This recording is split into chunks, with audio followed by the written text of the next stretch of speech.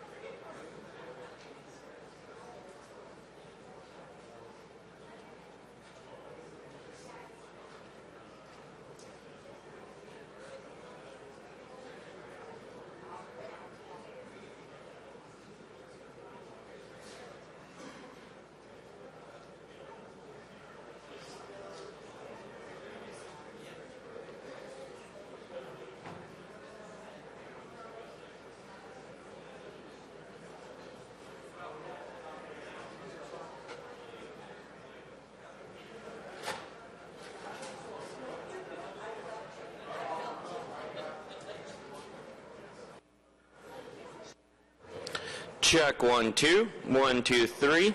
1, 2, 3. Vérification. Check, check.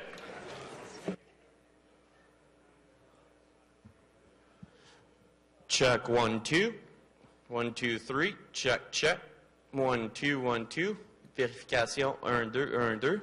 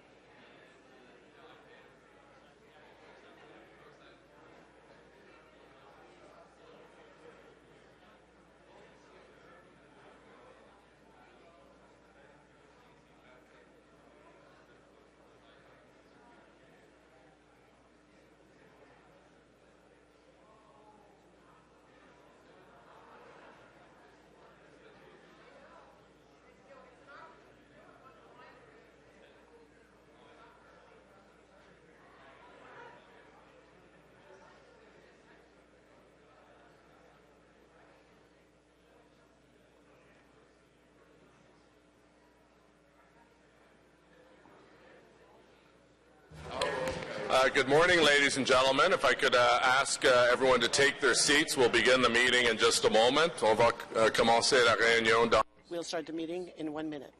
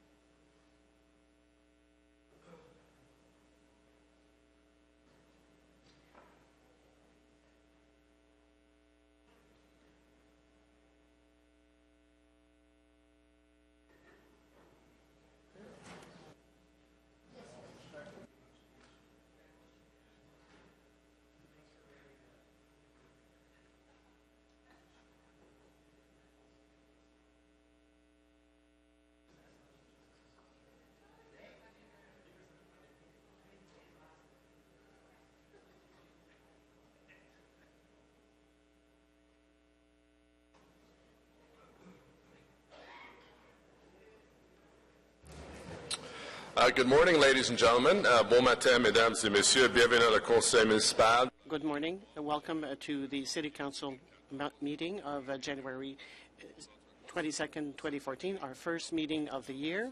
Wednesday, January 22nd, 2014, City Council meeting, our first of the year. If those who are able to could please rise for prayer.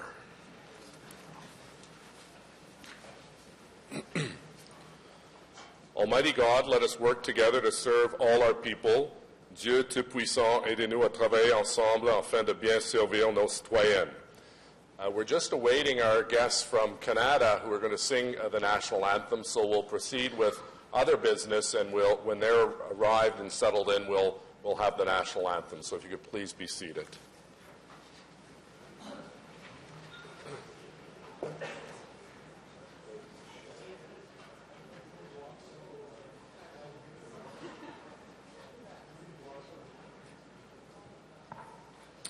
At this time, I'd like to ask Nicole Fortier to join us here in the center of the council chamber to accept the Mayor's City Builder Award. Bonjour, bienvenue, et merci.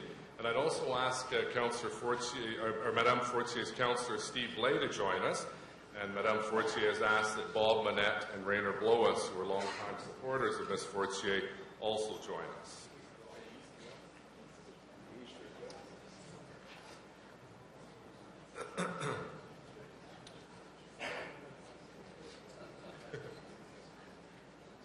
Bienvenue. Madame Fortier is a champion of Ottawa's Francophone community, has been volunteering her time with a number of organizations for over 30 years. Madame Fortier a été une des fondatrices. She was one of the founders of the Mouvement d'Implication Francophone d'Orléans in 1979 and has remained very active in the Francophone community since that time. As Madame Fortier is over so many years, the list of accomplishments grows quite long, but I want to highlight a few that are particularly impressive. En 2010, Madame Fortier a été... In 2010, Ms. Fortier was responsible for a book called Les Girls d'Orléans, which tells the story of 12 women, including herself, who grew up together in Orleans and formed a group called Redixco. In January 2011, Ms. Fortier was responsible for the closing night of the 150th anniversary of Orleans, where 450 people were in attendance. And I was there also that night.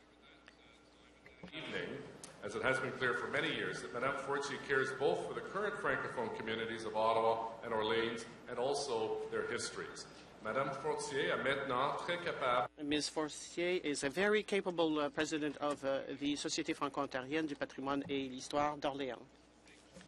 In any year, but one that has been particularly busy in 2013 as we celebrated the 400th year anniversary of Samuel de Champlain's arrival. Madame Fortier, I want to thank you for all the work that you are doing in your new role, but also being a champion for the city's Francophone community for more than 3 decades. Notre communauté est chanceuse de... Our community is lucky to benefit from the great passion that you put into your work. I wish to wish you every success in your endeavors over the next few years.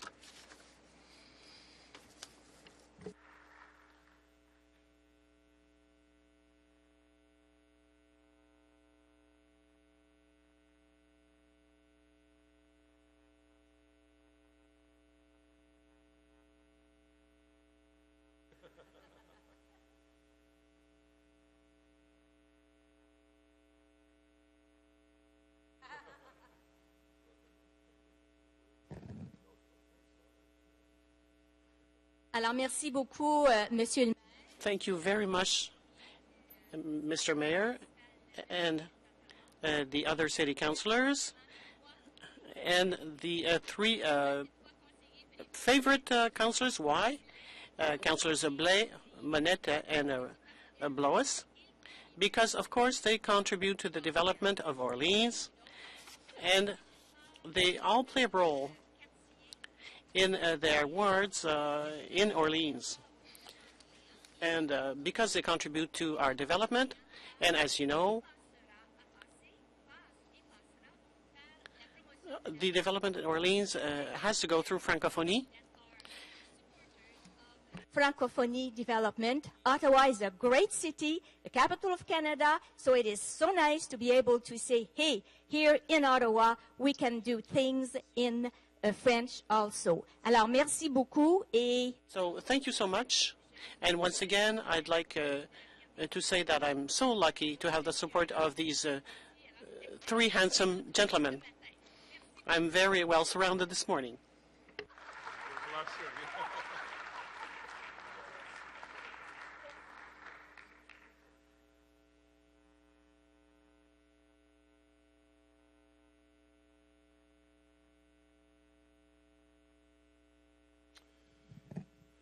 It's now my pleasure to also make a special presentation to City Council, and I'd ask Councillors Rayner, Lois, and Bob Monette to remain at the podium, along with Councillor Blais and also maybe Councillor Tierney from the East End, because we're celebrating some success in the East End as well.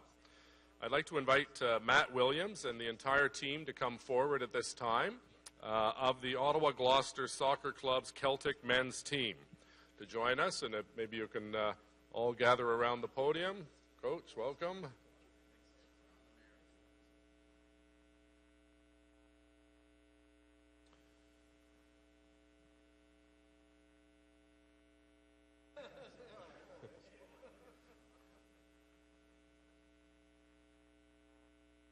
We got to get this gentleman with the bow. Come here for a second.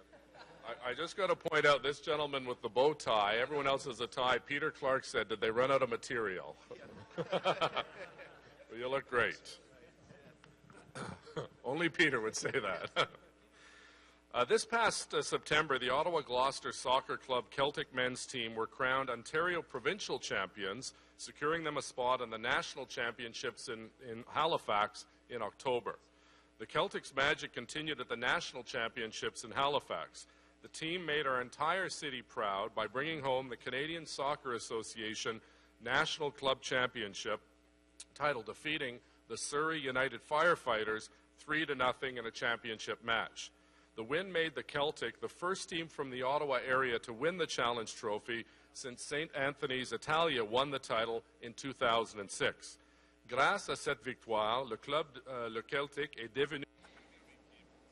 The win made the Celtic the first team from the Ottawa area to win the Challenge Trophy since the St. Anthony's Italia in 2006. Ottawa and my colleagues on City Council, I'd like to take this opportunity to congratulate the Ottawa Gloucester Soccer Club Celtic men's team on winning the national championship.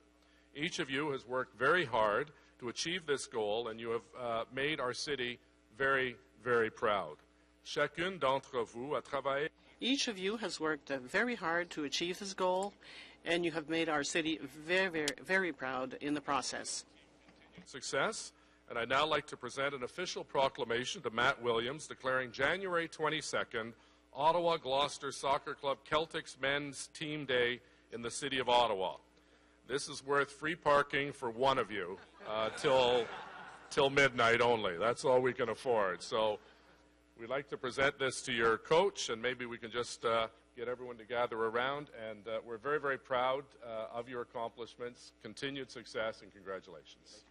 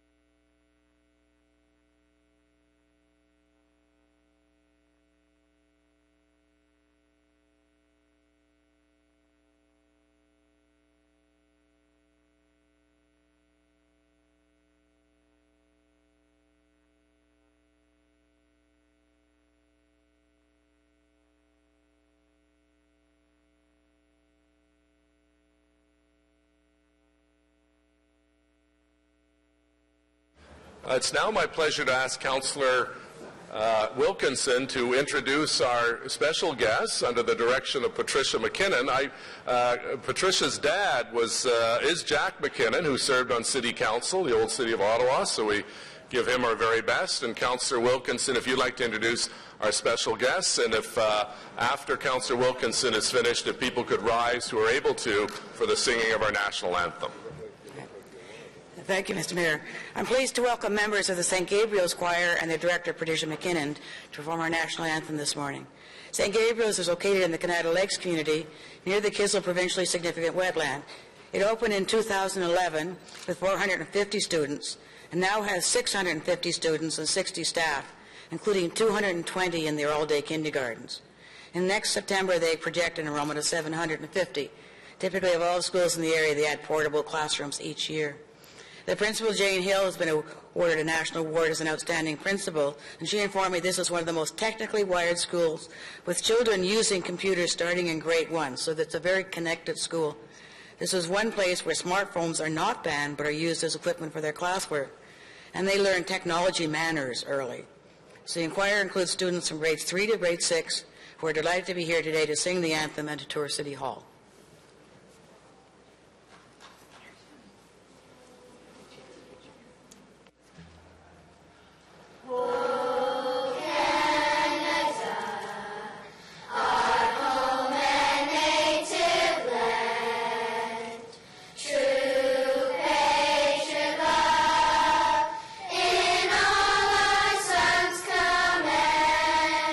Caton place, pote le paix.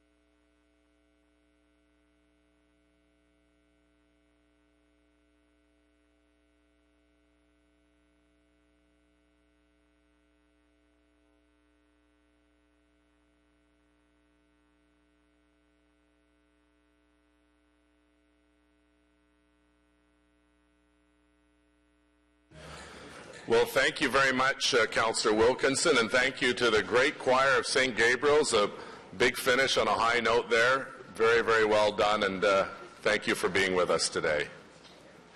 I think they deserve another round of applause. They were great.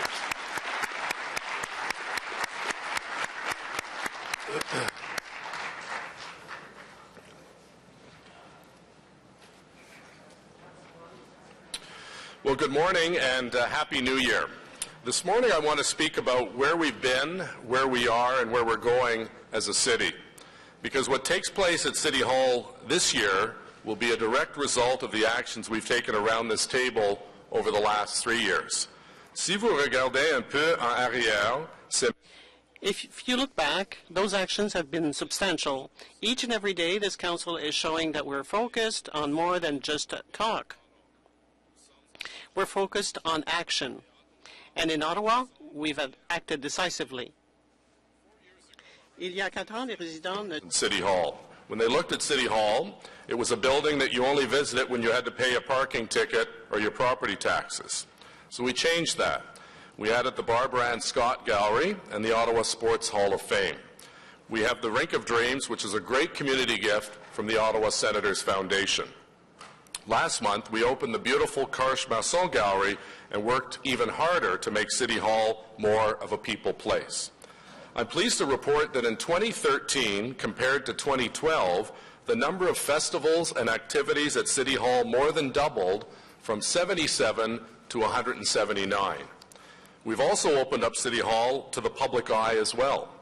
We didn't wait for a scandal to put in place the most comprehensive integrity package in all of Ontario. We were proactive and put our expenses online, launched a lobbyist registry and a gift registry, and hired an integrity commissioner. We opened up citizen representation on the Public Health Board, the Transit Commission, and the Built Heritage Subcommittee. Nous sommes passés à l'action dans des secteurs où l'inaction... so does the taking action where there has been inaction in the past. Projects like LRT and Lansdowne, they didn't have the confidence that they'd ever see them built in their lifetime. We changed that too. We made progress on these fronts and so many others because residents expected more from their city council. They expected us to put together a clear agenda and work together in finding common goals. So we did, and we delivered. 2013 was a year of action. 2014 will be a year of progress. 2013 a été un 2013 was a year of action, and 2014 will be a year of progress. Unprecedented change. This year it will take focus, steady hands, and hard work to ensure we continue making progress. There will be much debate and discussions outside the walls of this place, as there should be. Our city and our democracy are made stronger by healthy conversations over the direction we should take together. But inside these walls, it is now more important than ever that we continue with the same stability and certainty that residents have come to expect from us. And that means delivering on our commitments for the 312 remaining days in our mandate. One of those commitments comes from the very successful planning summit we hosted less than 2 years ago. At that event, I committed to putting before City Council an official plan that promoted certainty and predictability for both communities and the development industry. The Planning Committee, under the leadership of Councillor Peter Hume, did just that. Our newly minted official plan, all of its words, schedules, and appendices embody certainty and predictability. These central themes were unanimously approved by City Council. This year, we will move forward to implement it with a zoning bylaw that puts the words of the official plan into action. It is what the community has asked us to do, and we will deliver. Certainty has by no means been accepted by all. There will always be those developers who seek to push the envelope. They will ask for more. They will always have reasons such as poor location or bad soil. If we open that door and just let one of those go, if we give a little more because it is easier than saying no, then we will just hear more requests. We have an official plan. It's a good plan, a plan to make Ottawa better, more livable and sustainable, and we need to stick to it. And we need to look to the future of planning in this city. We're certainly in a new era of city buildings in Ottawa with taller buildings both inside and outside the green belt, intensifying main streets and more cohesive suburban development. L'ampleur et la complexité de l'environnement de planification. The scale and complexity of the current planning environment requires well-considered choices, but it provides for great potential in design.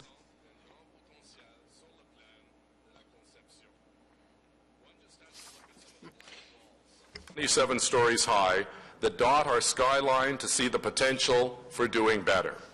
For 2014, we will continue to provide leadership and seek excellence in architecture and built form.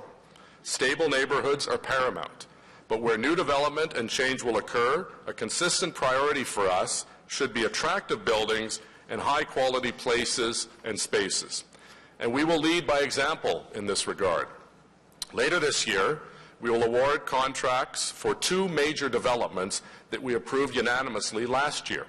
The first is a revitalized arts court and expanded Ottawa Art Gallery. This world-class facility will be a place where our city's talents are celebrated and new ones are discovered. It will be a true gem in the downtown, bolstered by a revitalized Rideau Street, an expanded Rideau Centre, and connected to the rest of the city by the new Rideau LRT station just a few steps away. We'll also move forward with the first phase of the new innovation complex at Bayview Yards. It will be a place where our small and medium-sized businesses, the lifeblood of Ottawa's new economy, get the tools and resources they need to grow, compete, and succeed. C'est aussi là qu'investir. And it's where Invest Ottawa, which turns 2 next month, will continue its already impressive work in supporting private sector job growth. Balance and fairness that have characterized this council. That's because we understand that investing in business and investing in the arts should never be mutually exclusive. Culture and economic development are part of the same dynamic that brings a high quality of life to residents in our city. We will see a number of important recreation projects completed this year. Richcraft Sensplex East is on track to open later this fall in Councillor Tierney's ward. This will bring much-needed ice time to residents of all ages. This project, by the way, was approved and will be completed within a span of less than 2 years, even more evidence of how quickly and decisively we've worked together. Last month, we opened the Richcraft Recreation Centre in Canada in Councillor Wilkinson's ward.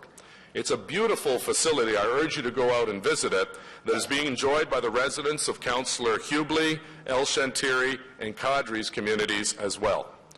We will also continue the momentum in 2014 by opening the Minto Recreation Complex in Councillor Harder's ward in Barrhaven. Residents in one of our fastest-growing areas, including residents of the wards of Councillors DeRush and Moffat, will enjoy 2 NHL-sized ice rinks and a 6-lane pool in this beautiful new facility in Barrhaven. Nous avons également ouvert un premier. We also opened our first new indoor pool since amalgamation at the François Dupuis Recreation Centre in Councillor Blaise ward. We will have expanded or built about 500,000 square feet of new recreation and community center space. That's enough room to fit every single child in our city, plus 1 parent each. And we've made accessibility improvements to many other facilities through stimulus partnerships with other levels of government and our older adult action plan under the guidance of Councillor Taylor. We've managed this while freezing recreation fees for 4 years. And that's just talking about our indoor facilities. On the weekend, I was at Jules Morin Park and saw a beautiful new field house that's almost ready to use. It's next to the magnificent new Sens Community Rink, which is yet another great community partnership with the Ottawa Senators. In this term of council, we will complete a total of 230 park upgrade projects. In 2014, that will bring the total investment to $22.7 million. These are key investments in quality of life, and these are key investments in our families. Nous fournissons des installations et des services. We're providing outstanding facilities and services at prices that are fair for participants and taxpayers alike. That's because we are a healthy and compassionate city. The leadership of Councillor Holmes, health perspectives have been built into all of our blueprints, including the official plan, the transportation master plan, the cycling plan, and the pedestrian plan. The task of bringing these plans together is key to building a more sustainable, dynamic city. And this is just smart planning. At the same time, we're being smarter with our customers. We're putting more services online to serve them even better.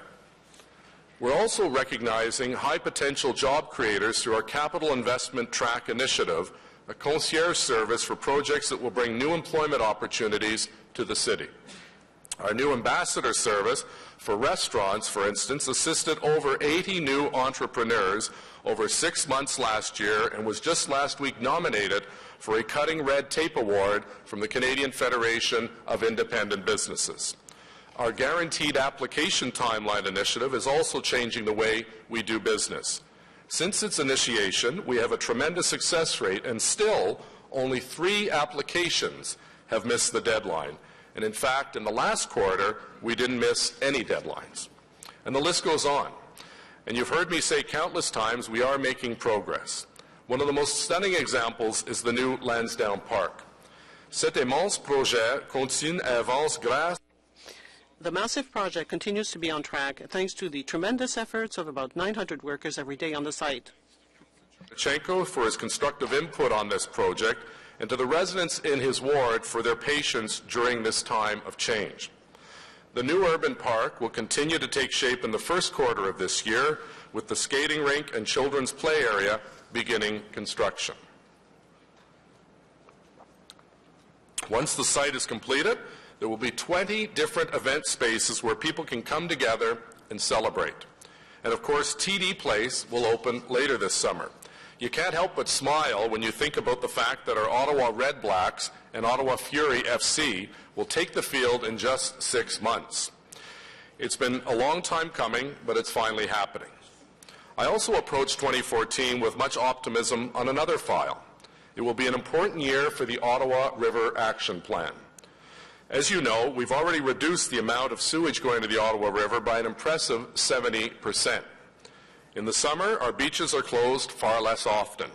In fact, in 2013, Ottawa beaches raised green flags 90% of the days, which is up from 60% of the days just 2 years earlier.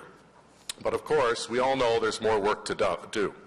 It's my hope that our federal and provincial partners will agree to continue our partnership and continue funding the final portion of the plan. I will also discuss this with the new Mayor of Gatineau at our first formal meeting next Wednesday. I've briefed elected officials from both levels of government on the details, and now it's up to them. This will be the year that they will decide whether or not to fund the final phase of the plan. If they do, and I'm optimistic that they will, we can be on track to have this project started and completed by 2017. We're ambitious, certainly, but it would be an outstanding gift to our residents. Ça sera un cadeau pour tout le pays. It would be a gift for our entire country and the next generation. 150th anniversary in 2017.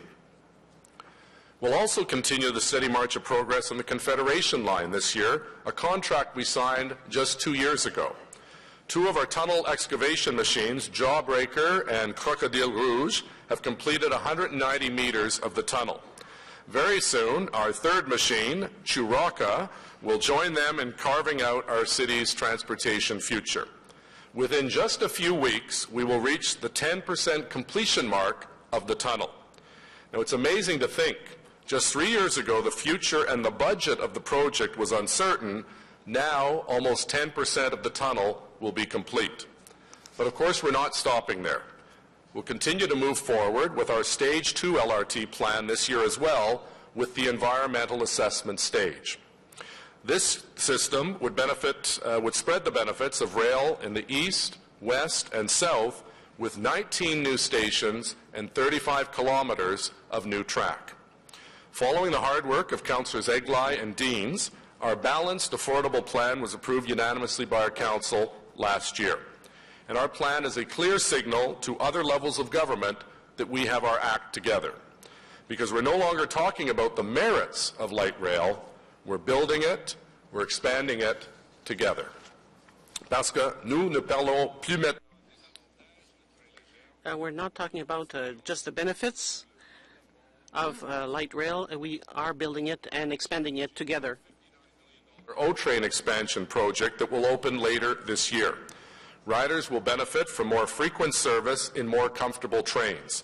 We'll also begin studying the feasibility of a downtown truck tunnel this year. This will be welcome news to residents in the neighborhoods of Sandy Hill and Lower Town in Councillor Fleury's ward. Much like our improvements to the original LRT proposal, we're taking a fresh set of eyes to this challenge. Nous collaborons avec le gouvernement de l'Ontario. We are partnered with the province of Ontario for the study, and I look forward to finding a solution. We'll see the third year of the Ottawa on the Move program, our Made in Ottawa Infrastructure Renewal program. This year we'll feature 150 projects in all areas of the city, including roadwork on Rideau Street, First Avenue, the Prince of Wales Overpass, Princeton Avenue, Sussex Drive, Gladstone, Baseline, and many, many rural roads throughout the 4 rural wards. We'll also improve pedestrian facilities on Meadowlands Drive, Bronson Avenue, Jean d'Arc Boulevard, and Katimavik Road. Over the course of the program, we have leveraged $340 million into $500 million worth of projects. This is money well spent to ensure our people, goods, and economy keep moving in the decades ahead.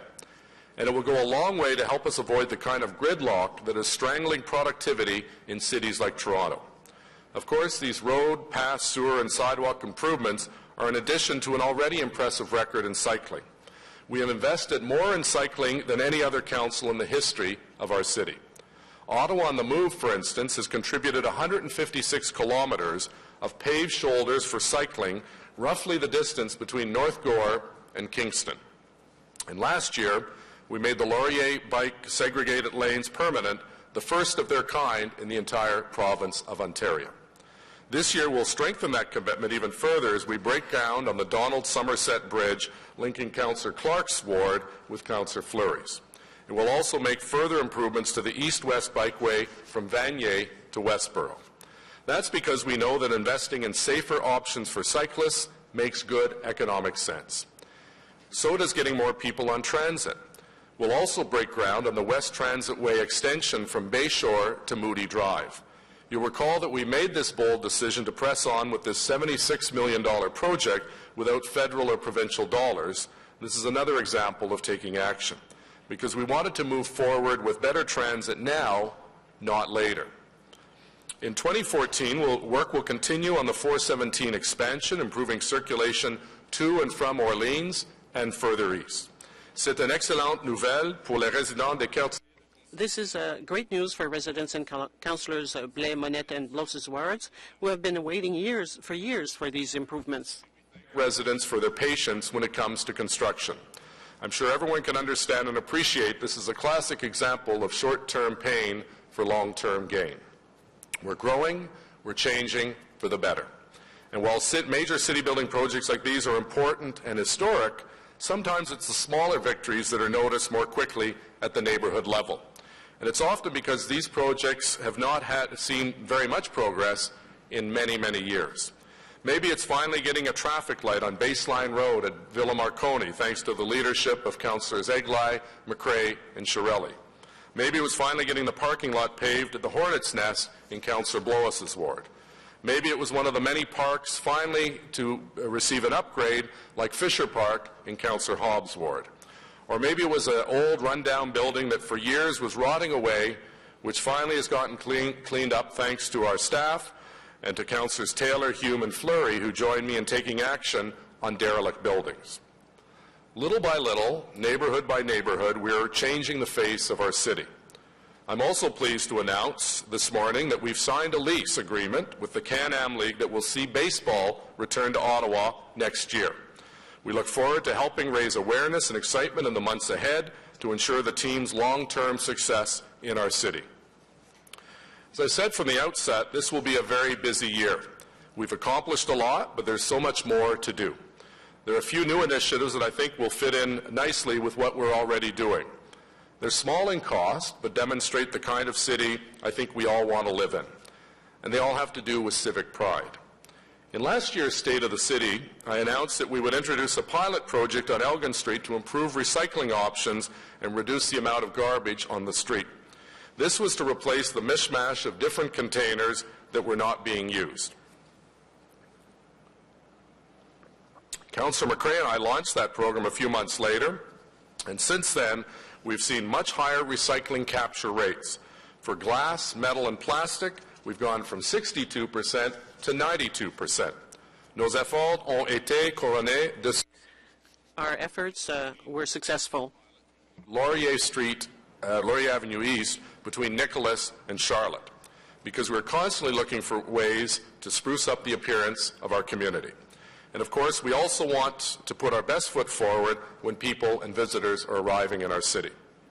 For this reason, I think it's time to build on a great example that we have seen for many years in Little Italy. The 417 overpass that crosses Preston Street is the location for some great street art, as sure many of us have seen. It presents a wonderful streetscape image that really brightens the usually dark and dingy overpass. A little paint and a lot of creativity can go a long way. There are a number of overpasses and exits from the 417 that could benefit from the same streetscaping, more beautiful murals that brighten up our streets. I'm thinking just of a few: Parkdale, Metcalfe, Bank, Kent Streets, to name a few.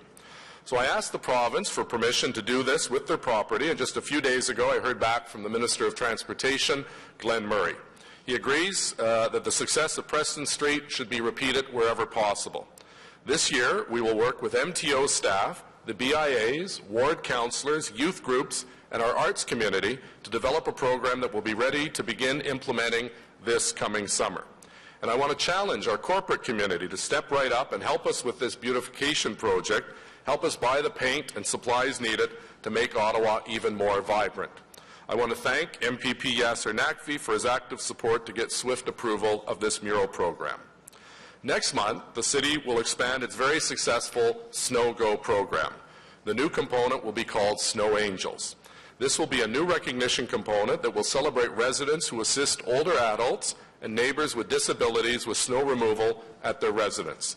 This new initiative has been developed through input received in our older adult plan. Lorsque quelqu'un prend le temps d'aider. When someone takes the time to care for another person, it's something certainly worth recognizing. City Hall even more of a people place.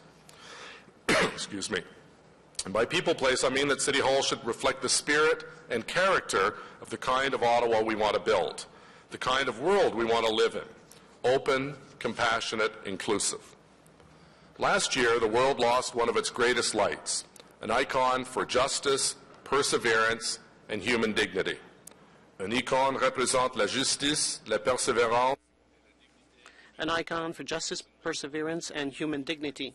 Proposal to name the recently reconstructed walkway and lawn space that surrounds the entire heritage building at Elgin and Lisgar Streets as Nelson Mandela Square.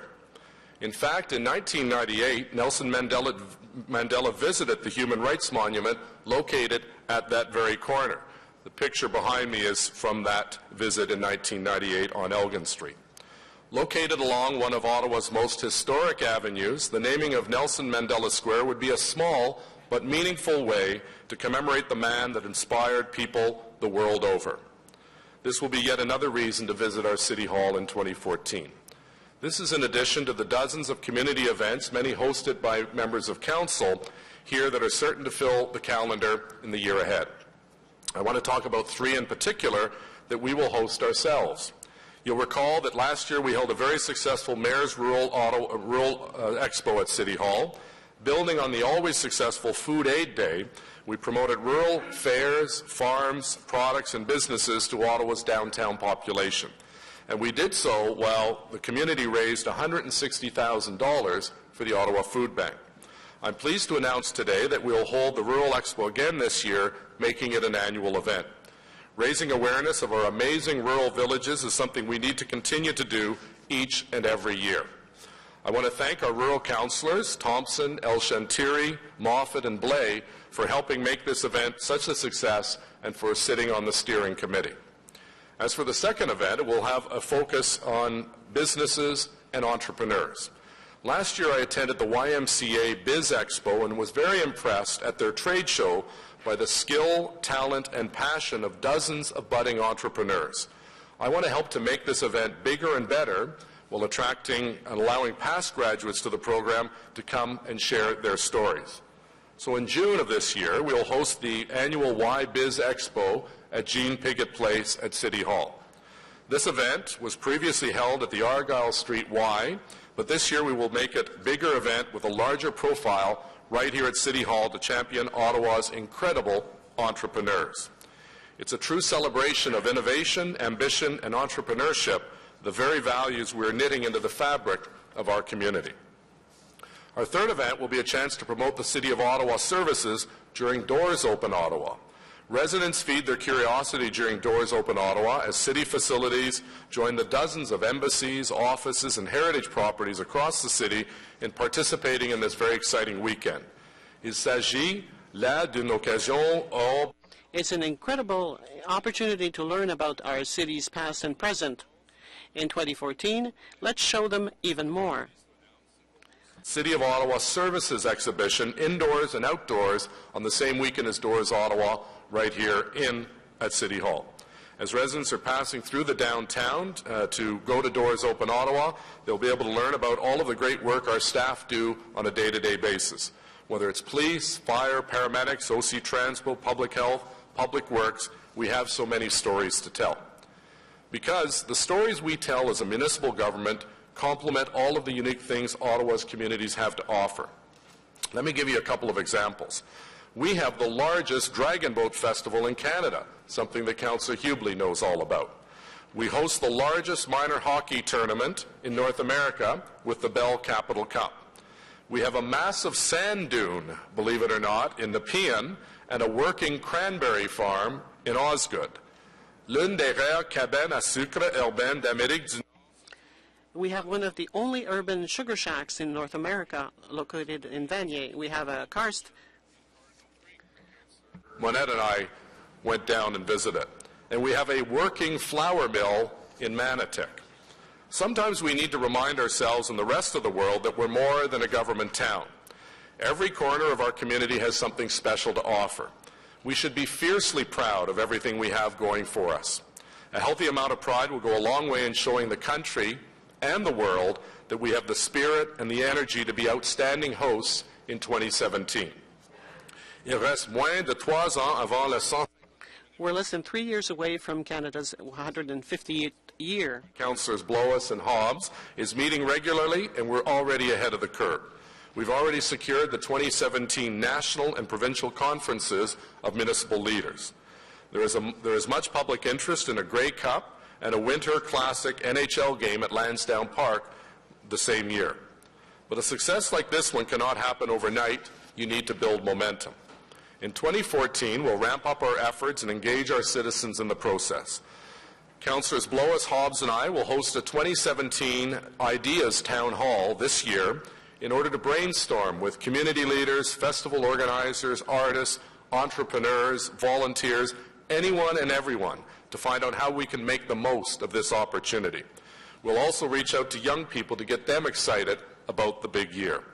It's my hope that our residents will rise to the challenge of making our mark on this important year in history. We are a dynamic, creative, vibrant city, and we are starting to get noticed. In the last year alone, for instance, Corporate Knights magazine called Ottawa the most sustainable city in Canada. The Martin Prosperity Institute at the University of Toronto placed us first in the world on its economic development scorecard for outstanding technology, talent, and tolerance. We received the highest designation awarded so far by Walk Friendly Ontario as a walk-friendly city. Ontario's first ever gold bicycle-friendly community award from the Share the Road Cycling Coalition. And the International Festival and Events Association recognized us as a world-class destination, our second such award from this organization, due to the tremendous work of our Events Central office. In 2013, we saw even more votes of confidence in our economic potential and in our people. And let's talk just for a moment about retail developments. The Rideau Centre expansion, $360 million. The Bayshore Shopping Centre expansion, $200 million. The new Tanger Outlet Mall in Canada with a Bass Pro Shop, over $120 million. This is in addition to the $450 million Lansdowne Park redevelopment that has a significant private sector component. We're experiencing an economic development boom that Ottawa has not seen in many decades. These are clear signs that the private sector has confidence in our economic future. The private sector is showing that Ottawa, with its excellent quality of life, is well worth the investment. Let me give you another example. Last fall, Cisco announced it will add 1,700 high-tech jobs in Ontario over the next few years, the bulk of those going to Ottawa. With success, the Canada job numbers could grow even larger in the years ahead. And let's not forget the local success story, Shopify, raised an impressive $100 million in venture capital funding just last year. As Toby and Harley and their teams move across the street to Shopify's new headquarters on Elgin Street later this year, we will be reminded of Ottawa's limitless potential. Potential that grows even stronger with every new entrepreneur who decides to go out on their own, every new inventor who turns their idea into a prototype, and every new investor who shows that Ottawa is on the upswing. I want to tell you about one of my favorite recent examples. A few years ago, Canada resident and ex-Nortel employee Jerry Rodrigues had an idea. He wanted to create Canada's first green room humidifier called the Roomidifier, which works without any electricity. And this is it right here. He walked into Invest Ottawa to get the support and resources he needed to get from the drawing board to the marketplace. And in doing so, he tapped into our city's outstanding ecosystem of talent. Now think about this for a minute. A gentleman from Canada, he found his product designer in Westboro, he found his manufacturer in Stittsville, and he earned his first of many sales of the product at Terra 20 in Nepean. Today, you can buy the product at home and hardware stores across the country, and with Jerry coming to Canada only 12 years ago, I'd say he's off to a pretty good start. I'd like to introduce Jerry, the inventor of this great product. Congratulations. Bravo. And Jerry, we wish you the very best on the next steps of your journey as an entrepreneur. And we thank you for being here today. And they work wonderfully. I bought two of them when I was at Terra 20. One is in my home, and it works like a charm, and the other one I keep in my office when I have visiting delegations coming in. I brag about this as a classic Ottawa home run. Westboro, Stittsville, Nepean, Canada, all wrapped up into Ottawa. Bravo. Congratulations. Big and small, I know we'll hear more stories about the Jerrys in the years to come. As more talent is attracted to and nurtured in our city, and as the best and the brightest choose to start and grow their businesses in this dynamic G8 capital city. Before I finish, I want to conclude with just two anecdotes. They're both related to the $14 million housing and homelessness plan we put in place just 3 years ago. Last month, while serving Christmas dinner at the Union Mission, I was stopped by an older gentleman. He said he knew about our plan to increase housing opportunities, and he thanked me. He told me that after years of struggling, he now has a nice apartment where he can get his life in order and try to find work. He has a home, and I got that feeling. It was the same feeling that when I visited the new Ottawa Community Housing Development in Carsons Road in Councillor Clark's ward. We met a young mother with her 1-year-old son who proudly showed us her new home. She told me how proud she was to finally have, quote, a safe and beautiful home with great neighbors, end quote. You know, it's really these stories, these individuals who are directly affected that tells me we're moving in the right direction. It's that feeling that reminds me that we're a caring, compassionate community where we do look out for one another. As I said last year, it's often the little things that make a big difference. It's skating on the Rink of Dreams or biking along the Ottawa River. It's attending a major cultural celebration downtown and just a few hours later going to a rural farmer's market in one of our villages. It's the thousands of volunteers who roll up their sleeves and make their corner of their community a little better and a little brighter. Ottawa should continue to represent the very best our country has to offer. We do have that special obligation as the country's capital. It's that special honor that knowing that we're the only city referenced in our Constitution, the British North America Act, and of course that city is Ottawa. Je suis fier de progrès que nous avons réalisé. I'm proud of the progress we've made together, and I look forward to another productive year. And I want to wish you, your families, and all residents. Et donc, And I want to wish all of you the very best to your residents and to your family for a happy, healthy, and prosperous 2014. Thank you very much. Merci beaucoup.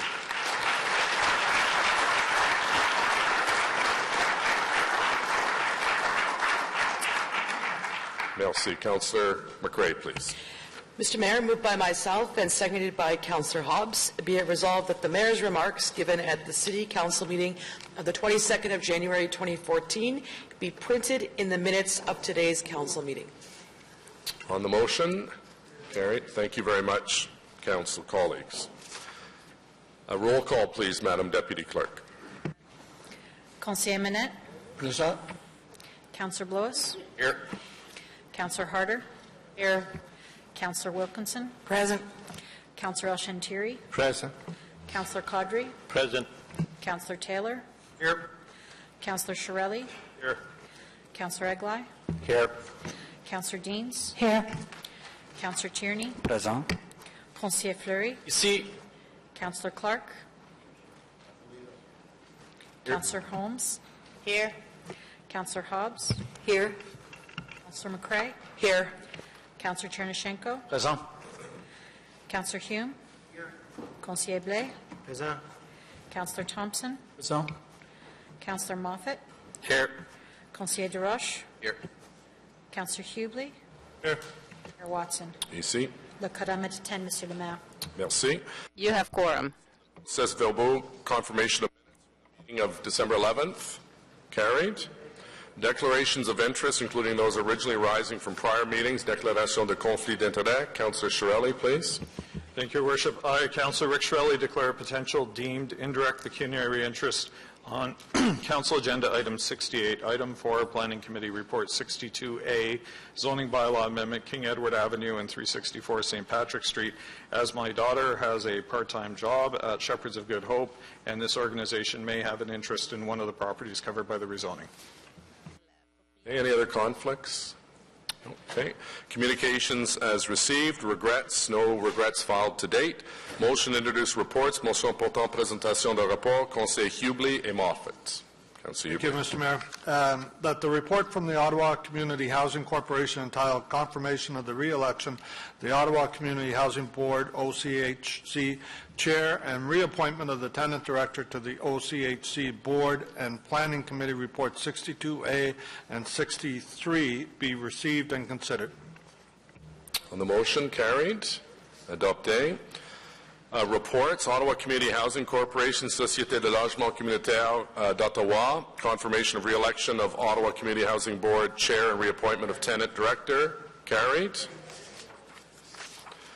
Committee reports, Rapport des Comités, Planning Committee Report 62A.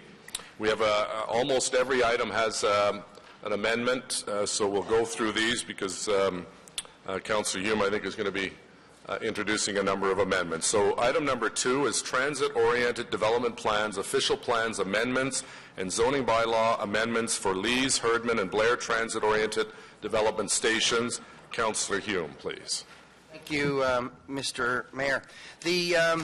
I have before you a motion. As you know, when we do these comprehensive plans, we have people who give submissions at Planning Committee.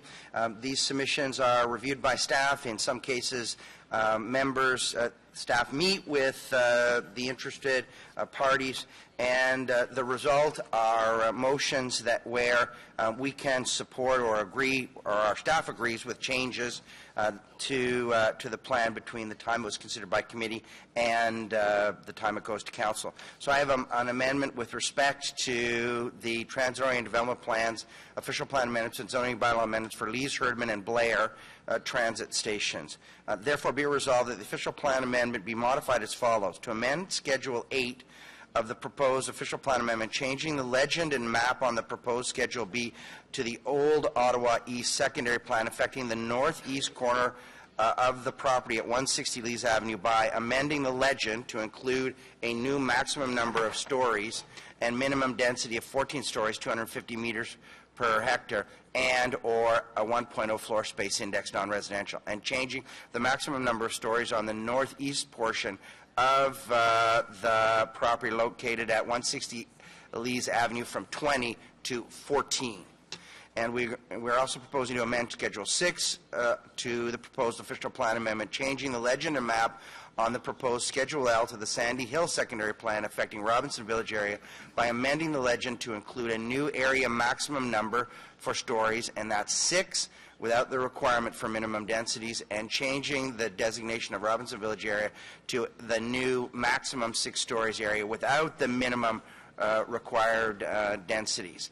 And further be it resolved that the Lees TOD plan be amended by follows: amending the Lees TOD plan density range and maximum height plan by adding the H42 to the TD2 area located in the northwest portion of the property located at 160 Lees Avenue. And further be it resolved that pursuant to the Planning Act, subsection 3417, that no further notice be given. Is that all? Can you explain that again? I think we're correcting some, members of council, if you read carefully and between the lines, we're correcting some anomalies that were found. An area isn't 20 stories, it's actually 14. If we're going to go for 6 stories, requiring minimum densities that may not be achievable within that time frame, within that planning framework, we're either getting one or the other. We've chosen the height schedule as the appropriate method to control development. Okay, thank you very much. That item carried? Carried. Carried. And the report is carried as amended? Carried. Thank you. Okay, thank you. Next item is Hazeldean Road Arterial Main Street zoning implementation. And I understand Councillor Hume has an amending motion.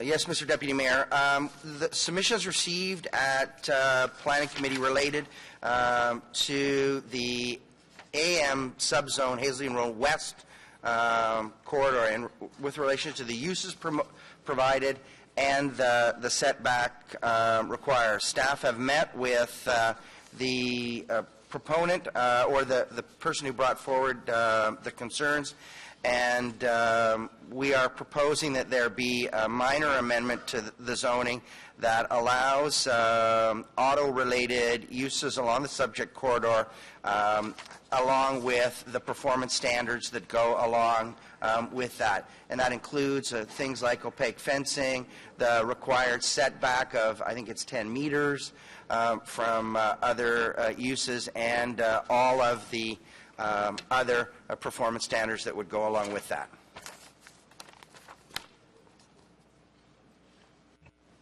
Okay, thank you. You have there's a motion on the screen? Yeah, sorry, that's what I do. I'm moving that document 3 of the report be amended by replacing it with attachment 1, and further be resolved that no further notice be given pursuant to section 3417 of the Planning Act. And as I stated earlier, this is just implementing, along with the performance standards, the addition of a use which is auto-related uses and their performance standards. Okay, thank you. So the motion is moved by Councillor Hume, seconded by Councillor Harder. The amendment, all in favor? Carried. The report as amended, carried? Carried. Thank you.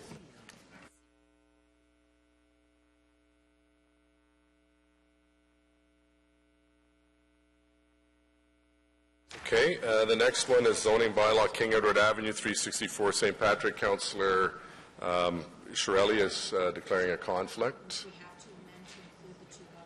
And we have to amend the conflict to include the 2 bylaws as well. So Councillor Shirelli, if you would leave the chair.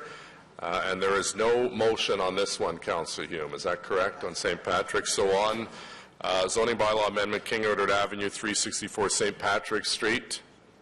Carried. Okay, so Councillor Shirelli can now take his seat. Item number 5 is zoning 236 Richmond Road, zonage 236 Chemin Richmond. Councillor Hume has a motion. Councillor Hume, please. Yeah, thank you, Mr. Mayor. At committee, when Seconded by Councillor Harder. When dealing with this item, there was a question around the top two floors and was there an ability to set those back. The applicant agreed that they could set those two floors back off of the face of the building. And in agreeing to that, when they went back to the design, found that they had a problem with a stairwell rising up through the building. And in looking at it with Mr. Mizzi, the intent of committee's desire was to maintain that setback around the majority of the faces of the building, certainly the street face. As a result, we have a minor amendment that allows that small protrudence into the setback on the 7th floor that will accommodate their stairwell and allow that to move forward. Okay, are there any questions to Councillor Hume on the amendment, seconded by Councillor Harder? On the amendment, carried. On the main report as amended, adopté. Merci. Item number 6 is Scott Street Community Design Plan and Implementing Official Plan Amendment and Zoning Bylaw Amendment. Councillor Hume and Harder also have a motion, an amendment on this. Councillor Hume, please. Thank you, Mr. Mayor. I'm not going to read it. It's a very large amendment. Staff have met with almost all of the proponents or the people who gave submissions to go over what they'd be willing to support and not support. And what they're willing to support is before you in terms of a motion that Councillor Harder and I are going to move. So. Okay, Councillor Blois, questions, comments? Thank you, Mr. Mayor. I do have a question on it, and I don't mind dealing with it now if that expedites it. And I think the question is more to staff than to Councillor Hume. And first of all, I am impressed by the amount of work that went into this, the follow-up to the planning committee and how you've responded and dealt with it. The one item that seems to be outstanding in my mind, and maybe you can put my concerns to rest, I was reading a submission last night from Mr. Kemp, who had appeared at Planning Committee, and I thought he raised some very valid points, and you have actually responded to them in part. I think you've adjusted heights on one of the elements, but the other one remains. And my concern is, we're dealing today, for instance, with transit-oriented development. We're looking for more intensity or intensification closer to LRT. This one here, is, if I remember correctly, is within about 250 meters of probably one of the major LRT stations, and yet there seems to be a reluctance to step up the density here. Can you clarify for me? And then I probably have a follow-up question. Through you, Mr. Mayor. Very good point, Councillor. Within these TOD areas, they are unique. We don't want to paint the city with the same brush.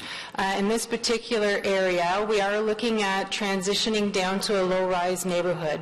So the consultant, Mr. Dark from Urban Strategies, along with Ms. Knight, our lead planner on the file, had reviewed that submission from Mr. Kemp and really felt that it didn't meet that 45 angular plane down to the low-rise neighborhood. So in some cases, we really have to be respectful of the existing community that is in place, and in this case, we did not feel it was appropriate to have the higher heights. So perhaps you can clarify for me. I'm trying to understand the 45-degree angle plane, and it seems to me that in some ways the property gets constrained by the setbacks. Does the setback affect the way that property can be? Obviously, it would affect the way it's developed, but does it also affect the way the 45% angle is applied? And then the next question will be about the heights across the street. And I understand trying to step down, but this seems to be, like a free-fall step down. You, Mr. Mayor, the setbacks do affect the 45-degree angular plane in that it is where the measurement starts. But the measurement also for the 45-degree angular plane has a lot to do with the height and where you start measuring that 45-degree angular plane. And throughout the CDP, we measure that height starting at 4 stories. So 4 stories up, and then you start doing the 45-degree angular plane. With Mr. Kemp's proposal, we've looked at it. He's proposed starting to measure that 45-degree angular plane at a higher height, which is where we're uncomfortable with allowing that exception, because there is no planning justification to allow that at that specific corner only. And it's like I said, the 45-degree angular plane is a common theme, very strong theme throughout the CDP. And so when we reviewed it, it just doesn't fit in with the CDP parameters. Okay. And the height difference between across the street, and you can remind me what it is, but there seems to be a very significant stepping down, and I appreciate the sort of the gradient effect in any community and how you want to apply that, but this one seems to be a very drastic difference. Can you clarify that for me? Through you, Mr. Mayor. Yes, the heights across the street are part of the mixed-use center designation in the official plan, which does allow for quite a significant heights in density, and that's where the official plan targets a lot of our intensification.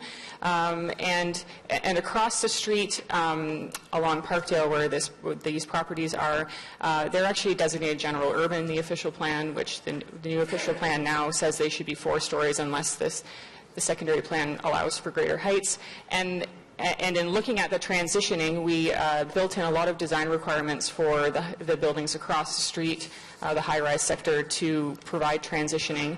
And there is a definite difference between heights there, but that's the planning direction that we've got in the OP to allow for that. Yeah. So, I mean, this is more of a comment. I don't think you'll have to answer this, but my sense, though, is we're staking the future of the city really on, on transit, LRT, and how we can intensify, in conjunction with that. And my sense is we're missing the train here a little bit. So the next time, if for instance we are wrong, and and I'm not trying to say you're wrong, but we have a difference of opinion. The next time, and the market will really in the end dictate what happens and doesn't happen. It's doing that already, I think, with condo developments that we've approved. So in 5 years, that's probably the first opportunity to go back and try to rectify this if one of us is wrong. Through you, Mr. Mayor, yes, that's correct. We could rectify it in the future if it was justified, for sure. Yeah. Okay, thank you for that. Mr. Mayor, I mean, I do have a different opinion on this, but I just don't get the sense that there's an appetite around the table to approach that, and not having been intricately involved as the ward councillor in the community. I mean, there's been tremendous work on this, and I give Councillor Hobbs full credit for this. So thank you for those answers, even if we're not quite on the same wavelength here. Thank you. Thank you. Councillor Hobbs, please. Thanks, Councillor Block. Thanks, Mr. Mayor. I just wanted to follow up on that question, and I know in other cases in the CDP where there have been owners that have come back and talked about differences in height, and they can in the future apply for a variance or a rezoning like anyone can. Is that the situation here for Mr. Kemp's property as well?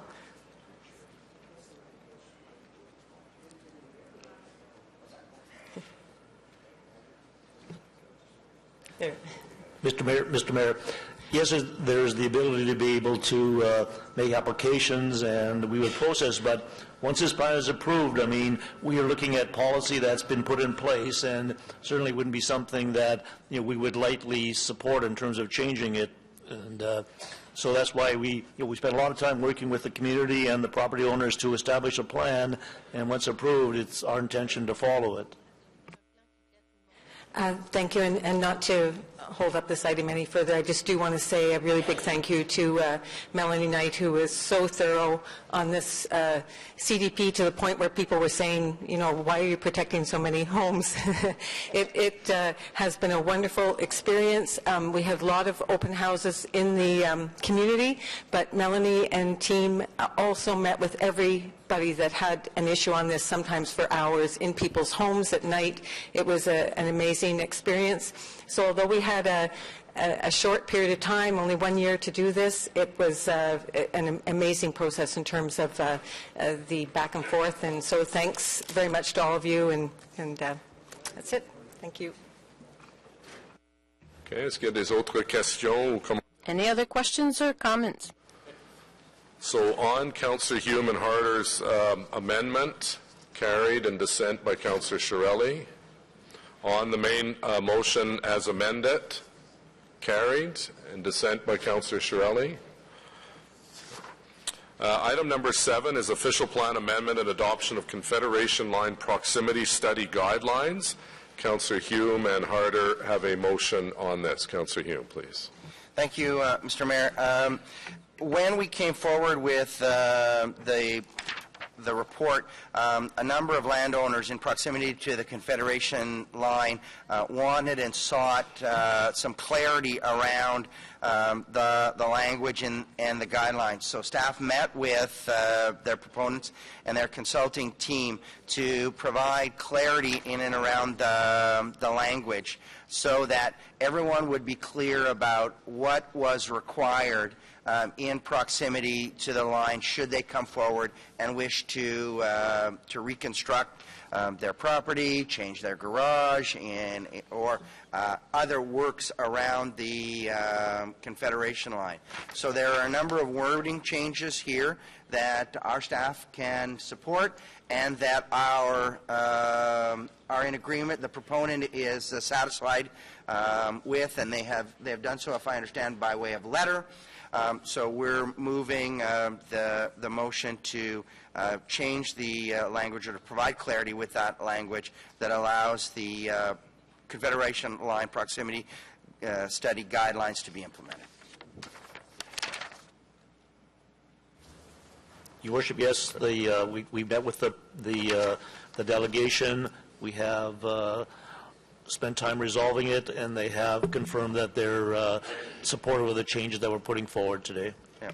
And the changes, Mr. Mayor, do preserve the and provide clarity around the original intent of what we were proposing to do. So this doesn't weaken or change our position around what's required with respect to proximity studies.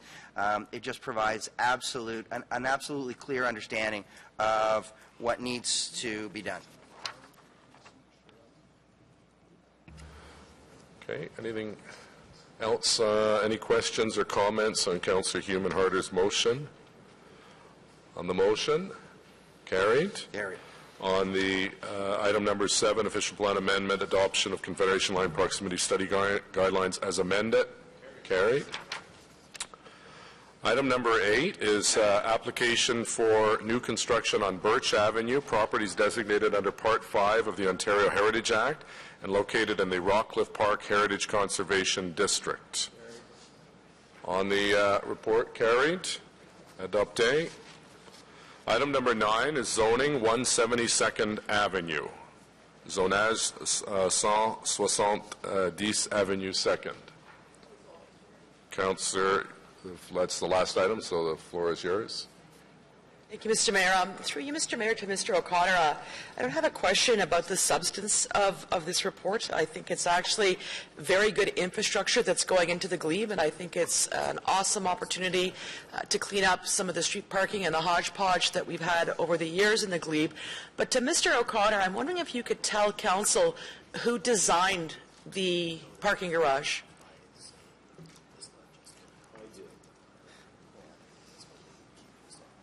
No, Mr. Mayor, I cannot.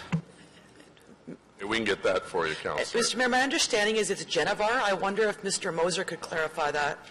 Because my question concerns the application of Mr. O'Connor's banning Genevar from bidding on city contracts in the future. Your Worship, yes, Genevar did design the building.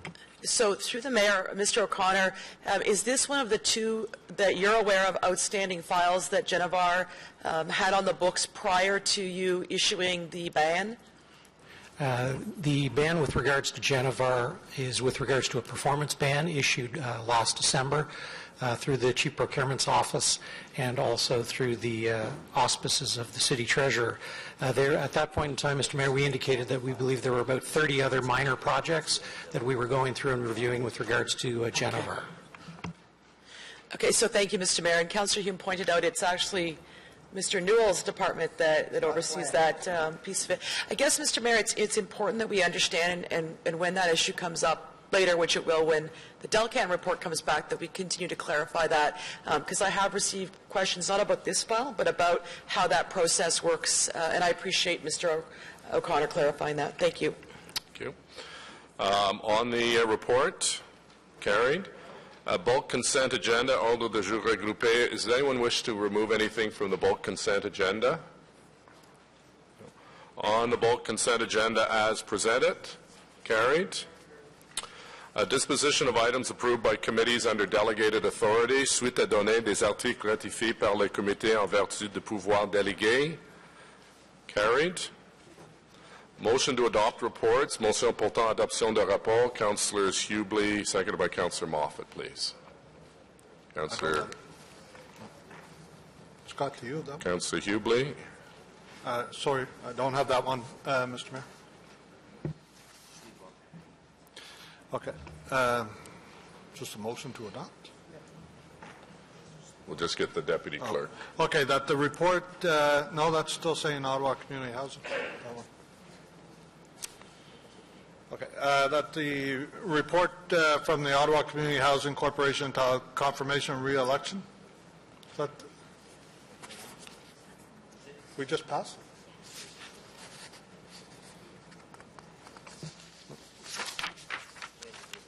I don't have one for this item. The next one I have is the bylaw.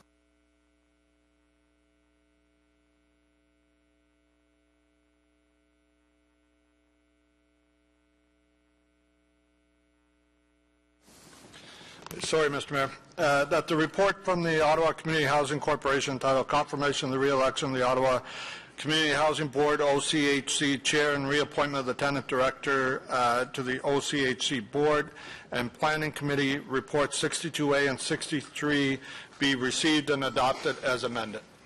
Carried. Carried. Motions of which notice have been previously given. Councillor Clark, please. Thank you, Mr. Mayor. We've had various lane issues over the years that stem from the fact that there are a lot of open lanes on which the committee has the community has been, nothing's been done with them, and the community has been suitably concerned about it, including one recently in Linden Lee where the person that was building a house 2 doors in requested the lane be open, and we had to remove trees and garages and other things that were encroaching on the lane in order to facilitate that. And we didn't have any right not to provide that access from the back. And if you look at these lanes, there's trees in them, hydro poles, all kinds of things, and there's no width. You couldn't use them for an open road anyway. So I think we need to set up a pilot project to get a model for how we can close these lanes with the concurrence of 100% of the people on each city block as we go through it. So, ergo, this motion. We want staff to prepare a report on the feasibility of a pilot project to offer such rear lanes for sale to abutting residential landowners for a nominal payment where the city has determined that there's no prospect for the lane to serve a public purpose, and that lanes in Overbrook between Prince Albert and Queen Mary Street be the focus of that report. And that's that will give us a template for how to go about this in other communities.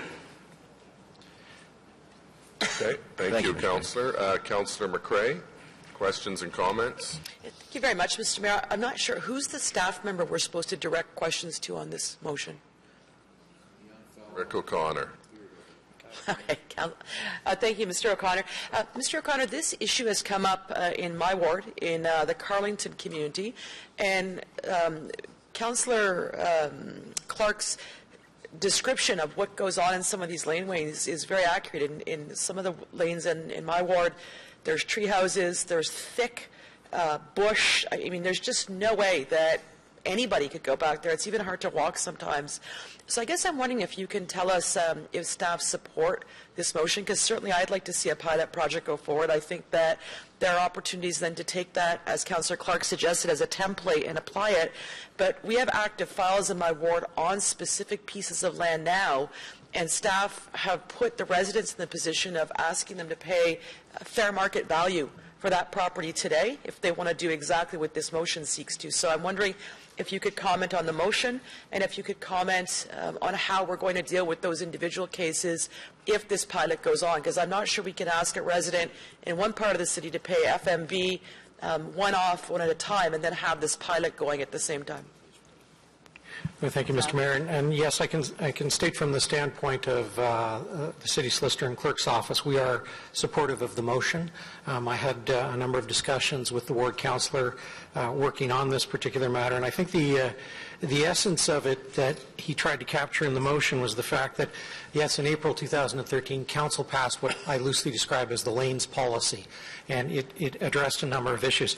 There was actually no discussion of fair market value at that point in time, and when we sort of went behind the curtain and tried to figure out why, in March 2012, Council passed its disposal of property and policy and procedures, which stated that any surplus lands would be sold for fair market value. So we thought, well, there was kind of a disconnect here because it wasn't directly raised in the policy, because staff quite rightly in April of last year said it's fair market value. Council has made that decision, but when the councillor began to explore it, the ward councillor, he indicated that there were a number of unique circumstances, I think, here that he's tried to capture, that we would look forward to having that discussion for council at some point in the future. Perfect. Thank you, Mr. Mayor. And Mr. O'Connor, as a supplementary question, for the homeowners that may be in negotiation with the city today for an individual laneway or a piece of a laneway, it's not even the whole laneway, it's the odd house here and there, would we put a stay, if you will, on those negotiations until such time that the pilot is completed? Because I presume council will pass this today. It's a good idea, but what will we do procedurally for those houses who have started negotiations? I think if council passed this resolution, Mr. Mayor, we would share that resolution with anyone that we are aware of that was in negotiations with the city, and ask them on a mutually agreed upon point of view that we would hold off negotiations until the report came forward. So, Mr. Mayor, to Mr. O'Connor, then, if we do ask for that opportunity to stay proceedings, will we also then make sure that bylaw is not enforcing any complaints that may come in from residents who feel that people are maybe illegally parking on city property and that sort of thing? Because some of these disputes arise when people are calling 311 to complain that residents are parking on city property, and that's how some of these land disputes have occurred in my ward. Mr. Mayor, I think what I would say in answer to that question is I would certainly make the Chief of Bylaw Services aware of, if this resolution is passed, of Council's intention of looking at this issue, and then leave it to her broader discretion. Okay, thank you, Mr. Mayor. The individual cases in my ward are very unique, but certainly I appreciate Councillor Clark bringing this forward, and I will be supporting this. All right, thank you. Councillor DeRush. Thank you, Mr. Mayor. And I was aware that other municipalities were following a similar track, so I will support the report coming forward in the analysis, because I do think it is worth looking into. I'm not sure dollar is reasonable. I think we have to be reasonable in terms of what that cost would be, because the landowner would be getting a significant benefit in my mind. So I'll leave it to staff to assess what would be a reasonable fee. I'm wondering, though, if the treasurer could look at as well what the tax revenue implications would be, because I imagine if you get more property that you'd be paying tax on that, which they're not paying right now. So could you include a part of that angle to it? Because I think that's, if you're going to buy it at a reasonable rate, you can certainly pay the taxes on it once it's in their hands. Mr. Mayor, we were planning on doing that anyway, but yes, it'll be part of this initiative. Okay, great. Thank you. Thank you. Councillor Fleury, Conseiller Fleury. Merci, Monsieur Mayor. I'm wondering, when we were discussing the previous, or what Mr. O'Connor would describe as the loose policy on lanes, the part of the discussion was around protecting that public right-of-way or regaining access to that public space. Now I'm wondering where this element fits in, because we're talking about some of the plowing issue or access to the rear lane or vehicular access, people that closed it off with fences and so on. I'm wondering if we're actually moving in the other direction with this report or with this motion. Mr. Mayor, I don't think so, because one of the key elements that the ward councillor discussed with me was that it would have to meet the existing criteria, that there is no public purpose anymore for the lane. So we discussed the possibility of keeping those rights open in any event. So we would certainly look at that as part of the report. Parfait. Moi, je suis confortable avec cette motion-ci. Je pense. Bon, I agree with this motion then. I think, especially if there's no public uses, but I think that the use of these lanes is very valuable for the intensification areas. I know that in areas like Vancouver, they allow for the building, for some buildings in there. So I'm happy to see that we will be thinking about these lanes now. Thank you. Please. Thank you, Mr. Mayor. Well, Councillor McCrae actually beat me to the punch on a number of questions I was going to raise. But I do want to say that we've allowed certain things to fester when it comes to back alleys, and we've actually, which has led to disputes between neighbors, et cetera. And I think we have missed opportunities. So I do want to thank. Well, I could have taken my name off. I do want to thank the movers of the motion for moving this forward, because I do think it's a step in the right direction. Thank you. Okay, thank you, Councillor Blois. Councillor Aguilar, please. Thank you, Mr. Mayor. Mr. O'Connor, I'm a little confused about the wording. So it's a pilot. The motion proposes that you will do a study of the feasibility of a pilot project, whether we sell at fair market value or at $1. I get that, understand that. It's a valid question. What I don't really, and this sort of goes to what Councillor McCrae was saying, I don't really understand why certain lanes or certain areas are set out as opposed to saying this is what we're going to do across the city, as long as it meets the criteria that you've pointed out, which is that the lane will no longer serve a public purpose. And can you explain why? I don't see what the added value is to say this neighborhood over that neighborhood if the issue is the overriding criteria of whether the lane is usable or not. Mr. Mayor, what the ward councillor expressed to me that he was trying to convey was, first and foremost, that it would be helpful for council to see a practical example and for staff to be able to go to the registry office, get the PIN numbers, get what we believe fair market value would be, and then try to work down through some examples of what a more nominal sum would be, so a lesser sum. I would also speculate, and I rarely do this, that the ward councillor may have raised this because this has been an issue in those couple of streets in his ward, and I think there was an intention of the public to get engaged and see if some of the things, for example, that the fact that we want to release all of the lane and what that would look like if one person said no. So those types of things to provide a practical, concrete example for council to look at. But if I understand it, when the report comes forward, whenever that may be, all the report is simply going to do is staff recommends that such lanes should be sold at fair market value, or staff recommends that they should be sold for $1.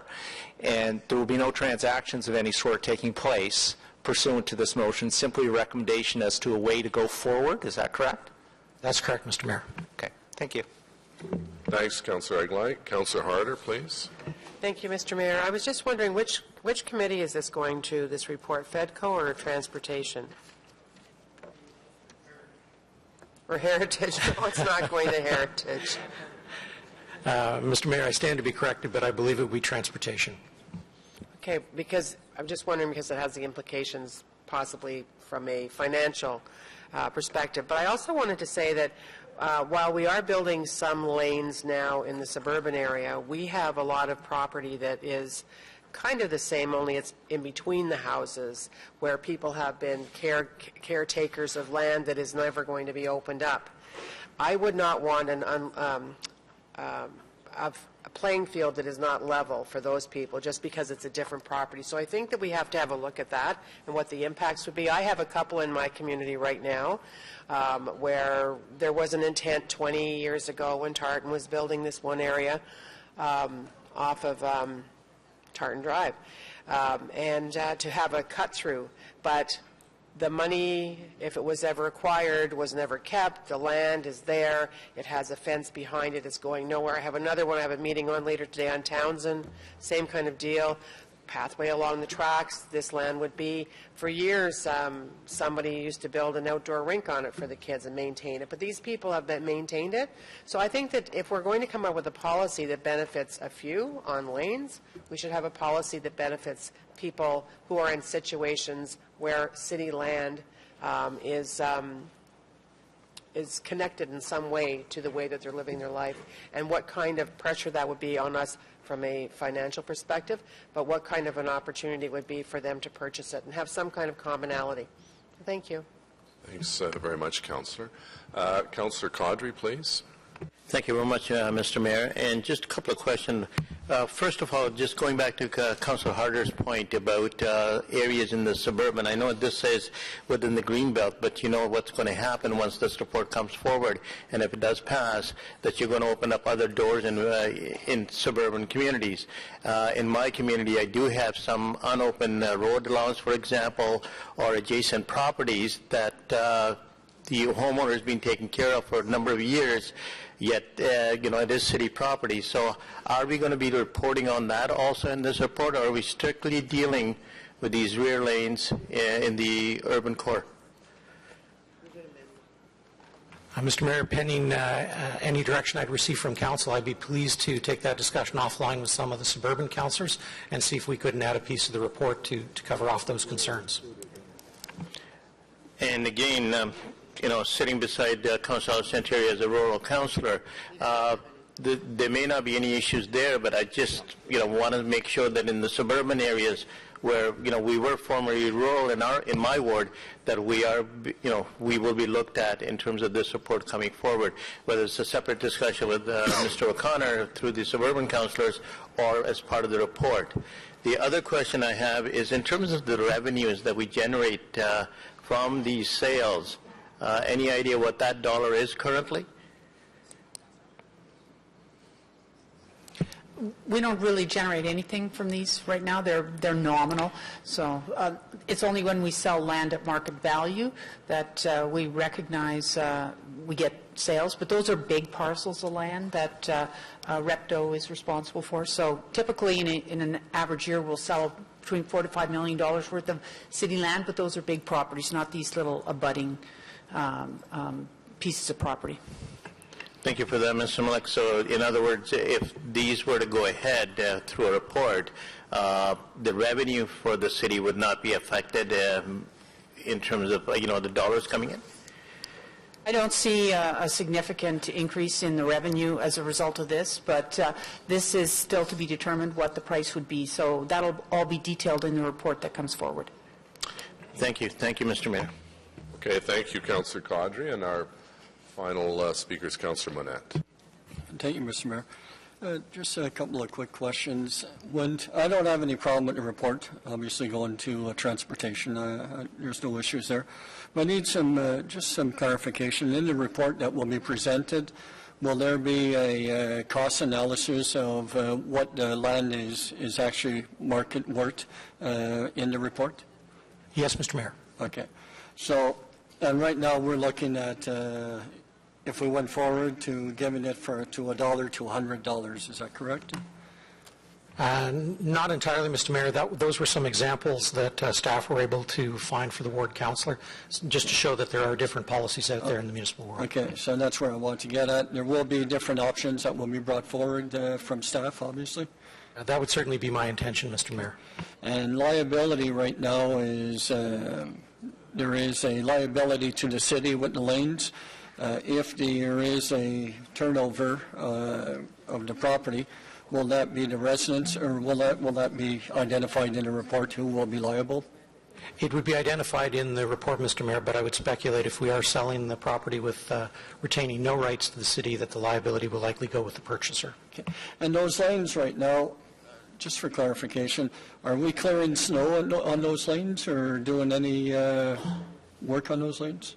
It is my understanding that there are a plethora of different lanes and descriptions of them, but the ones that the ward councillor was referencing here, no, there's no activity going on. Okay, so there's no work from city crews at all on those lanes? Not that I'm aware of, Mr. Mayor. Summer and winter? That's correct, Mr. Mayor. Thank you, Mr. Mayor. Thank you. Merci, Conseiller Monette. To wrap up, Councillor Clark on his motion, please. Councillor. Thank you, Mr. Chair. Mr. Mayor, God, I am surprised at some of the idea that this raises in terms of the parochial bloodstream. But for instance, tax impact, well, it's negligible, but it would probably be there in any event, because if the value of the properties were increased in terms of the impact, there would be some tax revenue impact. But the notion of fair market value should be replaced with no market value, because you can't sell it. Nobody will buy it.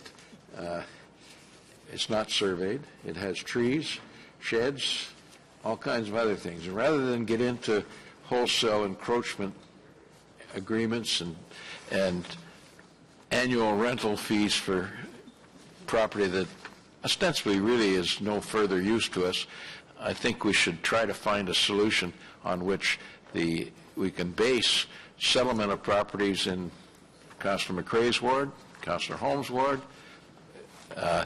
Unopened road allowances in the rural area have been a long-term problem. Of course, I have some stories about Cumberland that would curl your hair. Great big development on the east side of 10th Line Road, and they had developed this with all the roads and the things, thousands of homes, and they neglected the unopened road allowances in the middle of it, so I had them. That was a highway robbery, was described by the developer at the time. But the point is that we have these so-called assets, but they're only assets if there's any foreseeable value in the future. And I think realistically we need to find a way to get rid of them because of the nuisance value, if nothing else. And I really think that it's important we start somewhere. And it's not a question of whether it can be cookie cutter for all the problems that exist on currently unopened road allowances, but it'll give us a potential solution. And I would think if there's two farms abutting an unopened road allowance, it's used by a tractor maybe once in a while. Do we really want to hold on to that road for posterity? Probably not. So I'm suggesting that we're going to do this pilot project. We're going to try to be reasonable about it in terms of recapturing some of the admin costs, but I don't think that we should be looking at this as a revenue, but rather as a settlement of something that's been let go and ignored for a long time. Thank you. Great. Thank you, Councillor Clark. And so there has, as a result of the discussions by Councillor Caudry and others, there will be some bilateral discussions with the city clerk and suburban councillors, but this is not affecting the rural area whatsoever. So on Councillor Clark's motion, seconded by Councillor Holmes. Carried. Adopté. Merci. Motions requiring suspension of the rules of procedure. Motion exigeant la suspension des règles de procédure. Are there any? No. Notices of motion for consideration at subsequent meeting. Avis de motion pour examen. Notices of motions for a further study. Bylaws. Motion portant présentation de règlement. Councillor Hubley, please. Seconded by Councillor Moffat. Thank you, Mr. Mayor. That the bylaws listed on the agenda under motion to introduce bylaws, 3 readings be read and passed. And I believe Councillor Shirelli has left his seat, so we take note of that. On the motion, carried. Confirmation bylaw, Councillor Hubley. That the following bylaw be read and passed to confirm the proceedings of the council meeting of 22nd of January 2014. Carried. Have we received any written inquiries, Madam Deputy Clerk? Motion to adjourn. Councillor Hubley, please. That the proceedings of the City Council meeting of the 22nd of January 2014 be adjourned. Carried. Meeting adjourned. Merci. Thank you very much.